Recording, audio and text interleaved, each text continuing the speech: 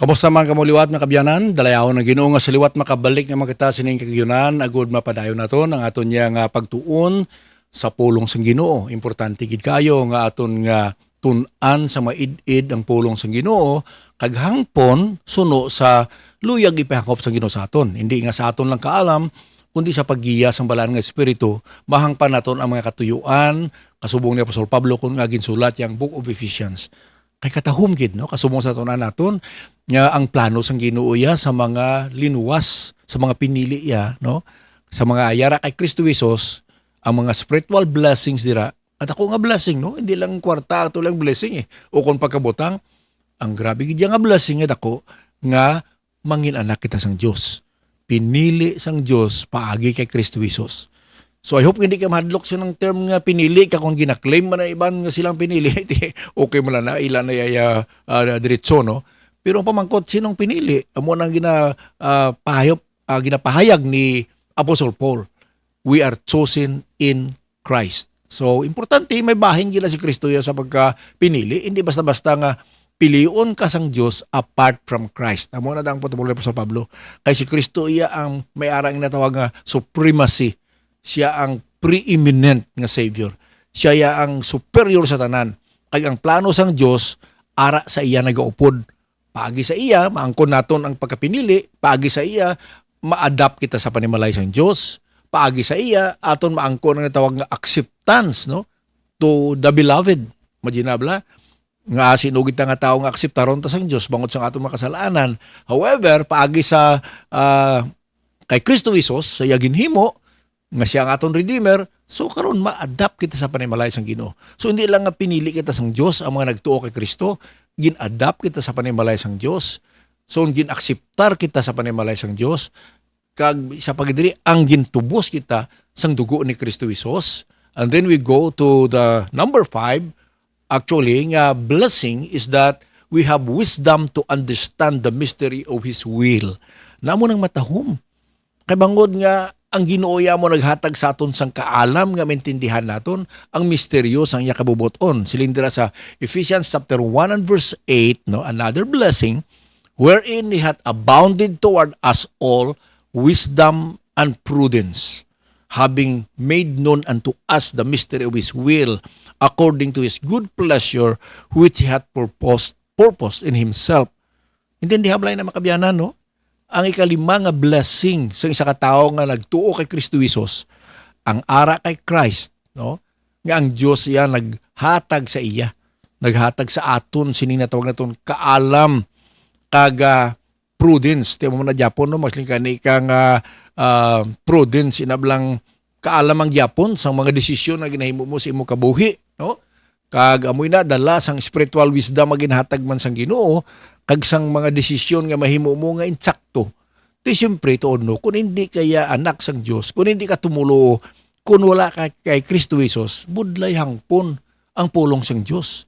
May biya mo ng reason no, kung nga damo sang mga pagtuluhan kay ti kung nagsugod ta blatosan hanungod sa exegesis kag eisegesis, kay kisa gusto mo lang ya magtudlo sa imo lang kaalam, hangpon mo yang word of God sa imo ya kaalam. Hindi na pwede, no? Kay kinahanglan gid naton niya ang kaalam sang Dios. Kag ang intellect o kung natawag naton lang ability to know what is prudent. So, ina nga mga bagay, kinahanglanon na sang tao, pero hindi ta na makwa kasubong sang wisdom. Makwa mo bala ang wisdom sa eskwelahan? Daw wala man sang eskwelahan nga nag-offer wisdom. Daw wala man sa natawag nga kurso nga matun-an mo nga Bachelor of Science in Wisdomology. Ang isa pa, ang wisdom nga ginhambal niya, hindi niya wisdom sa kalibutan eh. Hindi niya kaalam, kasi siyempre ang word lang wisdom, kaalam man na sa ilonggo mo. Galing ang knowledge yung nga kaalam, amo niyang na-accumulate sang imo mind. Halin sa gamay ka, bangod sang imo surroundings, hasta mag-kinder ka, mag-grade 1, damo sang ginabutang sa imo nga ulo nga mga teaching, ay labi ni karon niya sa mga kabataan sa sini nga generation, bangod nga ilablang exposure ara sa YouTube, Facebook, sa web sa internet. So damo sila sang malantaw da Mayroon tani ko mga mayo lang ti most sang nag-influence sa aton kabataan. Subong kung pabayaan mo lang amo ang influensya sa kalibutan, no? Ang makita natin ka saot-saot o kung mga abilidad sa tao. So mo na nga grabe gid ang challenge sang kalibutan subong no when it comes to the ministry kay paano mo tuod nga i-unwind ang thinking sa kabataan. You know, somebody said nga sila gani wala lang taka balo actually isa ga reklamo lang ta sa mga pastor kung magwali kung Domingo isa malawig ilawali o kung ayhan daway man unod ang wali pero sila sang isa to nga nagsulat sila niya imagine na bala no halin sa Lunes hasta magsabado ang kabataan ta o kundi lang kabataan no, ang mga tao na influence kita sang kalibutan atong ginalantaw sa television ilabi na karon sa Facebook nga tanan-tanan nga maukayan scroll up scroll down. Tiyan mo nagasulod sa mind ta, ti sila siyang ini nga preacher nga nagsulat sila niya, ang ako na-realize di nga sa isa ka oras ko nga wali kung Domingo, paano ko i-unwind ang tanan nga bagay agin sulod ni Satanas kasang kalibutan sa utok sa mga tumulo. Tuod man no? And I thought about that. So kinanglan, ang mensahe niya preparahon mo, something gidya nga makapukaw sang ila balatyagon kag ang something nga maka-unwind o kung maka-erase sang tanan nga mga higko nga ginapanumdum sang tao sa iya nga thinking. Grabe ang assignment, no? I find it hard. Sabagay ni bisan na nga wali isa lang mo daw ano lang umpok lang sa mga utok sa mga tao. So nami man no kisa nga maghambal gid lang mga members ako ng mga nagasimba nga amen pastor naigo ko sang wali mo. Nami isang mensahe karon no nga nakapukaw sa akon. Na amo na ang matahom pero kunti ang mensahe nga tamaan kanabaw nga hindi maka-convict kay wala man sang balaan nga espiritu kay ang gawali daw wala man espiritu. Well, I tell you, hindi lahog-lahog no. Pero kanami sa Ginoo kay sila nga diri ang iya promise nga isa sa mga blessings nga gintagaan niya kita sang kaalam nga maintindihan ta. Nga maintindihan ta ang misteryo sang iya kabubuton. Very important na. I think one of the important things sa atong kabuhi bilang tumulo is to know the will of God in our lives. Si Pablo, naghambal na diri man sa Ephesians, no? Do not be drunk with wine wherein is excess, but be filled with the Holy Spirit. And to know the will of God, no? Di ba pero may naghambal diri nga ang pangamuyo niya nga ang mga tumulo makaintindigid sang gusto sang Ginoo. Kasubong bala kay Pablo, di ba? Kung mabasa mo sa Acts chapter 9, ang nauna gid niya namit lang ya pagsugata ya sa atong Ginoo kag nahulog siya sa iya kabayo o kon galakat masak natumba siya kag ang una gid niya question, who art thou Lord? Lord, what do you want me to do? Amon nami a question sa atong matumulo. Ginoo, anong gusto mo nga himuon ko? Okay? So in that matter, kinahanglan naton ang kaalam sang Dios nga maintindihan ta kag maka-decide kita, makaangkon kita sang wisdom and prudence nga langit nun para maintindihan ta kung ano ang gusto sa Ginoo. That's why verse 9, having made known unto us the mystery of His will. Okay? So gusto sa Ginoo nga pabalon niya kita kung ano ang gusto niya sa aton kabuhi. Tiyan mo na, nga, mabatian na ito na kada Sunday, kung katuon man kita sa pulong sa Ginoo, sa mga sulat ni Pablo diri sa kasimbahanan, actually, kung imo lang taon ginano, ang concern ni Apostol Pablo gidriya sa pagsulat niya sa mga churches like Galatians, Philippians, Ephesians, and even Colossians, kag iba niya nga mga church epistles, ang concern niya gid niyang tumulo ya makaintindi gid sang gusto sang Dios matabo siya kabuhi. Tiyan mo man kita sina sa mga Kristiyanon nga pamati subong, amo mo lagi na desire naton, Lord, tell me what you want me to do. Anong gusto mo Lord sa akong kabuhi? Hindi kay siyempre makasimba ka lang, nakasimba naman ko pawarat ka lang tayo na, no? Pero hindi gusto ko isang Ginoo kay gusto niya pabalo sa aton ko anong kabubuton according to His good pleasure which He hath purpose in Himself. Amo ganyang katuyuan sa Ginoo mo sa iya nga kalipay, sa iya himaya, no? Sa iya glory, di ba? Amo nang gusto sang Ginoo nga maintindihan ta ang gusto iya matabo. Na amo na kung ginhatag sa ato ng Bible, ginhatag iya plan, including the book of Revelation, kung ano ang giniprepararya, ang gusto iya nga makita naton ang iya tinuga, ang iya himaya, hindi ba? Ang prayer ni Lord Jesus Christ gani sa John chapter 17 verse 24, nga gusto gid sang atong Hesus Kristo nga makita nato ng himaya niya before even the world began. So amo nang matahom mga kabyanan, no? So ang keyword diri actually sa ining verse is abounded toward us in all wisdom and prudence. Ipabugana sang Ginoo sa aton ang kaalam niya, no?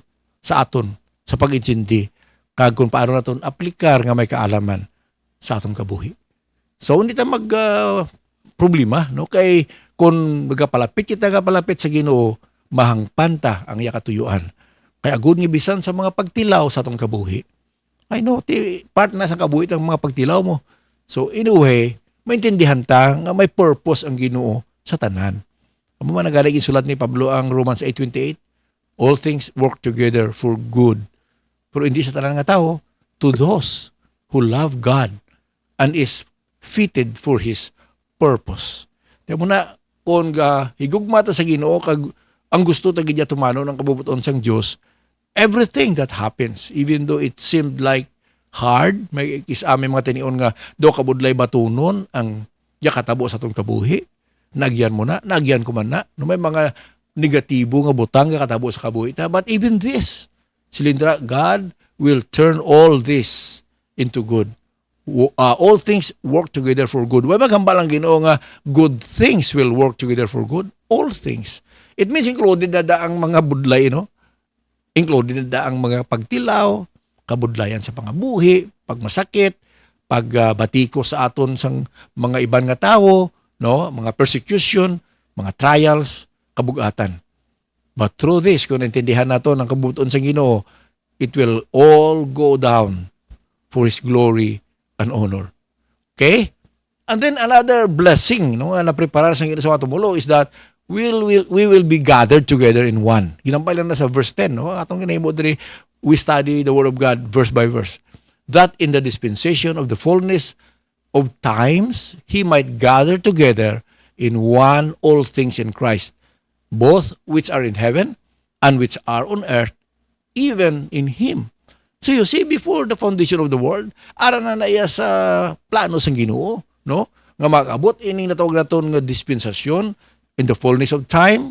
Kaya rin na kita subong sa sina nga time. Sa bagay kung natawan mo ang plano sang Ginoo halin sa creation hasta sa katapusan, lapit na lang matapos yung kalibutan eh. Actually, ari na kita sa ginatawag nga 6,000 years, and next event dere mo ang natawag na ton the 7th millennium, amo na ang reign with Christ. So kung natawon ta ang natabo halin sa creation up to now, daw gabang na, no? Ang nabilin jutay na lang. Pila na lang ka mga tinuig. Actually, out of 7,000 years nga plano sang Ginoo, kag ang meaning millennium na tuwag nga 1,000 years, amo ni siya actually ang the 7,000 years or millennial Sabbath manawag na, the day of rest sang tanan niya creation. Meaning to say, bago mag-abot ining 1,000 years nga reign ni Christ with His church and with the believers, dapat may 6,000 years nga matabo alin sa creation. So kung pamangkot ka din tatupad, sinang natawag naton nga 7,000 years, kaya ang another 1,000 years sa future na eh. So basi dali na lang matapos ang 6,000 years sa gintalana sang Ginoo sa sining kalibutan. When the fullness of that dispensation of time sa ginambal sang Ginoo, the end will come, ining dispensation sang grace, kaya kita sa tion sang bugay mo. Pero ari na kita sa katapusan nga tion sang bugay or sang church. So i-gather kita sang Ginoo. I believe it talks about the time when we will be raptured together, and both in heaven which are on earth will join together. So amo nang plano sang Ginoo nga tipuno niya gidyatanan nga ang ara kay Kristo Jesus. So importante gyapon, no, that we should be in Christ, because the key word here is gather together in Christ, even in Him. Oh, sa iya gyapon. Kita mo sa ginsuguran na rin sa verse 4 up to this point, ara kay Kristo tanan eh, no? Ang natawag naton nga pagkapinili, sa kay Kristo ka man makadto. Kung wala ka kay Kristo, hindi kaya ka-claim nga pinili ka. Ang pag-adapt sang Ginoo sa iya family, kay Christ magyapon. Diba? Ang pag-accept sang Ginoo sa aton, sa hinigugma niya, sa iya bugtong anak, si Kristo magyapon ang preeminent dira, no? And then ang pag-redeem niya sa aton, si Kristo magyapon ang nagtubo sa aton. Si Kristo magyapon paagi nga maangkon naton ang kaalam sa paghimo desisyon nga makahimaya sa Dios. Kag karon paagi mangyapon sa iya in Him that we will be gathered together. Natawag ni Pablo nga the blessed hope. O di ba sila nga diri sa 2 Thessalonians 2:1, now we beseech you, brethren, by the coming of our Lord and by our gathering together unto Him. Tidra sa Thessalonian ginhambal sang ni Apostol Pablo ginsulat yang rapture mo. Ti bindos nila ang rapture kuno hindi makita sa Bible. Hindi mo makita ang word ng rapture. Actually ang word nila ang ginbutang caught up, gin subnit namo ng rapture. Caught up together with Him in the clouds. Agud i-gather niya kita together. So amo nang blessed hope. Sa bagay, amo nang pinakadako nga event nga ginahulat sa madamo nga tumulo, and it might happen in our time. So the other week dito ako sa Pispis Tapi, no, naghiwat sang tawag nato na ng prophetic seminar. Kag ang isa kadako gid yang plano sang Ginoo, no, nga makabig naton nga dako nga sign sa iya pagkari. Amo nang ginhambal sa Matthew 24 verse 32 ang tinatawag nga parable of the fig tree. Kay ina ang fig tree na hanungod ina sa Israel nga naglalapta, pero sila niya kung magpanalingsing liwat o kung makabalik ang Israel, ina nga generation hindi maubos, hindi madula, mabalik ako. Di na fulfill na ina. Sang AD 70, sang inatake ni Titus ang Jerusalem, kaging guba as ang temple, nagwalas agliwat ang mga Israelianhon. Kag nakabalik lang sila sang May 14, 1948. So amoy nang pagpanalingsing sina nga fig tree, May 14, 1948. Ti subong, kung natawan nimo, from May 14, 1948 to this year, sining year 2024, sa nagligad nga May 14, 2024, 76 years old na ini nga generation. So it means, no, way maragambal ang Ginoo nga mangin 80 sila para mag-abot ko. Ang ginambal sa Ginoo, this generation shall not pass. That generation today is 76 years old. Maybe malambot nilang 80 o maybe 90 o maybe 100. Tikiti ang limit sa edad sa subong, no? Makalambot ka 100, mangkon mo ang Centennial Award nga 100,000 eh. No, pero ang gin-promise ang Ginoo nga maabtan ko ini nga generation. So the gathering of His people will happen any day from now. Are you ready for that? I mean, nakaaman ka bala, no? Kaga ang ikapito dira is that we will obtain inheritance.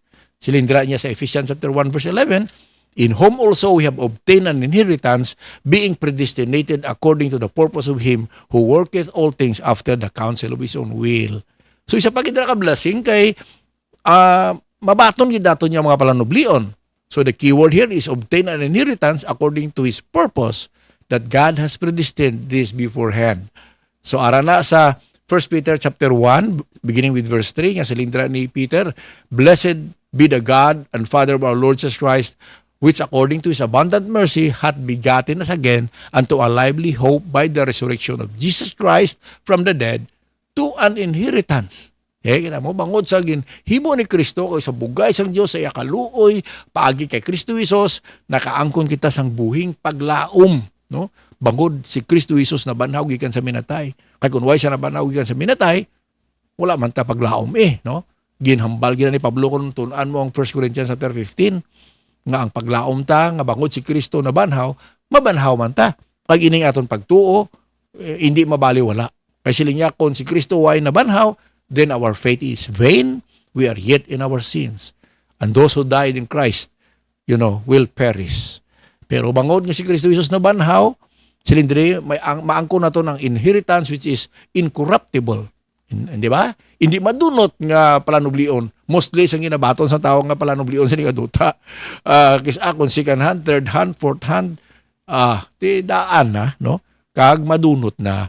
Ti ini yang batunon naton nga ginaprepara sa Ginoo, bangod sang iya nga kaluoy kag bugay kag gugma, maangko naton ang incorruptible nga inheritance, undefiled but tambalon pure, wala higko, no? Will not fade away. Okay? Hindi madula, hindi matunaw, reserved in heaven for you. Amo na ang atong planublion na reserve ba who are kept by the power of God in verse 5 through faith unto salvation ready to be revealed in the last time. So na-reserve. May ara kita plano blion, no? But there is a condition there, again, importante ni kayo, kay actually, even sa nagahangop nga ginpili sila, pero how could it happen? Siling diri ini tanan nga mga blessings, according to Ephesians chapter 1 and verse 12, that we should be to the praise of His glory who first trusted in Christ. See, kung dito ka lang kaya kutob sa verse 4, kung wala mo ginpadayon, ari diri ang context ni tanan.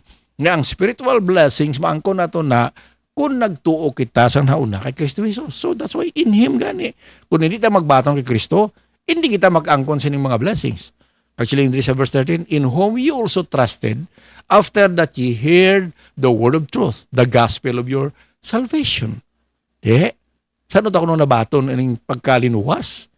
O, gintuuhan ta, matapos nga nabatian ta ang mensahe sa kamatuoran, ang mayang balita. So, minito sa important, tigid nga ipahayag sa ito ng mayang balita. Liwat yung mabalik ito kay Pablo sa Romans chapter 10, paano sila makatawag sa Ginoo, kay way nila ini nakilala, way na nabatian, kay way sa manugwali.